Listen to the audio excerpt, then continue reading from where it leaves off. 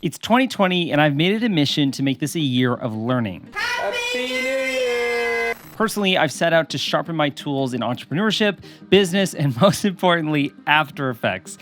This leads me into the sponsor of this video, which is Skillshare. Skillshare is an online learning community that offers classes for the everyday person, from graphic design to interior design. More about that later on. Let's get into the video. Happy birthday to you. Yay! And many more. This is a feeling. Okay, it's not necessarily a feeling, it's more or less assembled shots put together, but it creates a feeling, it makes you feel something. And what is that? How do you create a feeling in video? And there are a lot of different aspects and elements to this. Everything from sound effects, sound design, score, lighting, lenses, locations, story. There are so many different elements to compile together to create a really good feeling, but one that I realized stood out more than the rest, one that made good videos great. That is bad video.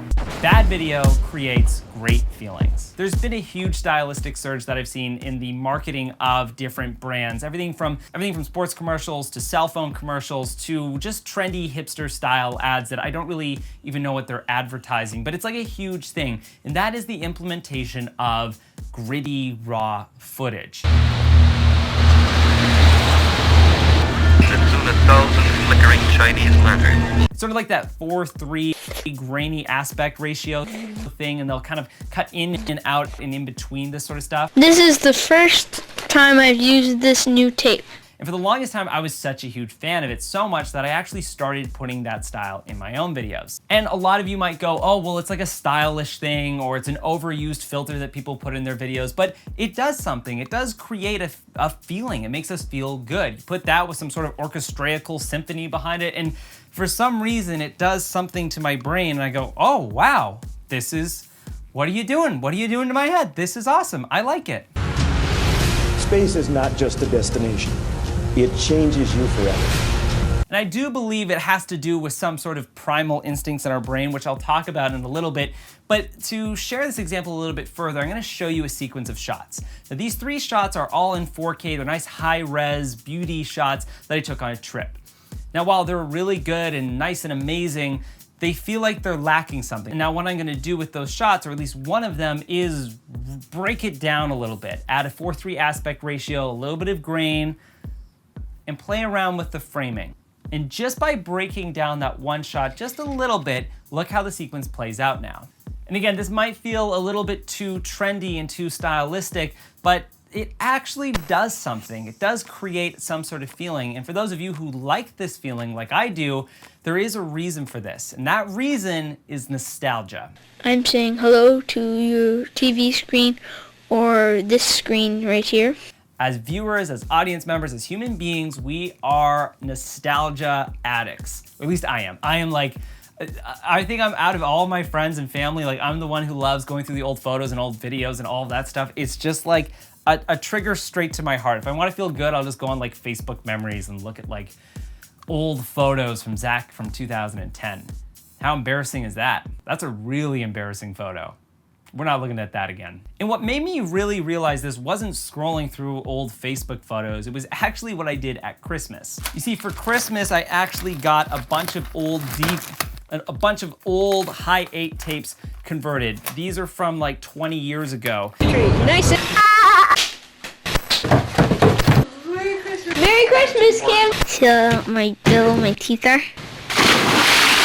And I got 17 of them converted, which is, each tape had that's 17 hours. Wow. And the ridiculous thing about all of that is, out of that 17 hours, my family and I were willing to watch literally like half an hour of me on my 4th birthday trying to whack open a piñata. Can you imagine watching half an hour like in a movie of people, like you're watching like Avengers and there's like a half-hour segment of them just trying to break a piñata? And yes, I know there's a bit of a biased opinion because it's an old family video, but I realized that I actually like watching old vintage footage, and a lot of us do. There's something really nice about the deconstructed, real rawness of that. And I actually think it hardwires straight to our brain chemistry. The reason why we are so addicted to nostalgic elements within video, be that old film grains in a movie, lens flares, kind of bad video effects, and even retro songs, is because it triggers a past emotion or feeling. We love eras that are before us, or even eras that we grew up in, mostly because, like most wines, they get better as they get older. Bad memories when I was like 5 years old are now phenomenal memories in my 20s. And even okay memories when I was in my teens are now like, holy crap, I did that. And that's because stuff starts to grow and get better. And there's something about that with video effects. And that kind of relates to the sort of issue with 4K and 6K and 10K and the higher resolutions that we strive for now. Now, while there's flexibility and versatility with those filters, there's also something really bad about them. One, we just obsess so much and we don't shoot anything because we're like, oh, it's not the right resolution, or I can't do anything with this because it's not 4K. But two, it lacks flavor and feeling. So what we end up doing in post-production is we add a 2:3:5 aspect ratio because that's what anamorphic looks like. That's what old movies look like. Or we add a 4:3 aspect ratio because that's what movies in the 90s and 80s looked like, and that just makes us feel more retro. Or we'll add different filters and film grains or color grades to resemble a look that we grew up on, which psychologically is dug deep down in our brains. The idea of cinematic is just nostalgia. So let's go back to making your video and implementing this into your own movies, because there is, I think, a middle ground in where you should start putting this in. No, you should not shoot your entire new YouTube series or travel video on a high-8 camera, although actually now that I say that, it'd probably be really cool. You should please do that. I'd love to watch a whole, the next Sam Colder style travel video. If that was all on high-8, I think I would really enjoy that. I'm putting this out there. If I don't do it before you, go do it and then send it to me. But do a whole retro video, all shot high-8, really shot, or VHS camera or film camera. Don't cut out of that, but use clean audio. I think that would be really good. That sounds good. Can you do that? Can we do that? If you want to do that, message me. Let's do something. Let's create that. Boom, collaboration. But most of the time, this should be just a little sliver in your content. I shot a commercial this past year, which was this ad for Woodbine, which I think is a good example of what I'm talking about, where it sort of dives in and out of nostalgic footage, me creating that effect in post, and having super clean, real, high quality stuff. And between all three of those, it almost dips you in and out of nostalgia, dips you into nostalgia, and then out into sort of the real world, and then sort of balances in this sort of middle ground in between. Let me know what you think of that video. I'll have a link to that in the description below. Key to the moon looms up on the outside. Park region is on the rail. And here they come into the stretch. Key to the moon, and let's go blue. The two of them are coming down. The key ingredient to this is not to obsess over having the highest of quality, the 4Ks, 8Ks, 10Ks. Now, while this video was shot in 4K for its flexibility, I don't go out of my way to shoot 4K just because of the resolution. There's always a purpose behind stuff. If it's not guiding the purpose, then don't do it. And if anything, look to shoot more stuff on your cell phone if that will capture a good feeling. Because us as content creators, we all serve the purpose to tell a story, create a message, and of course, deliver a feeling to an audience. If you put all three of those things together, you're gonna make something really good. And I believe accessing nostalgia is one of the best ways to do so.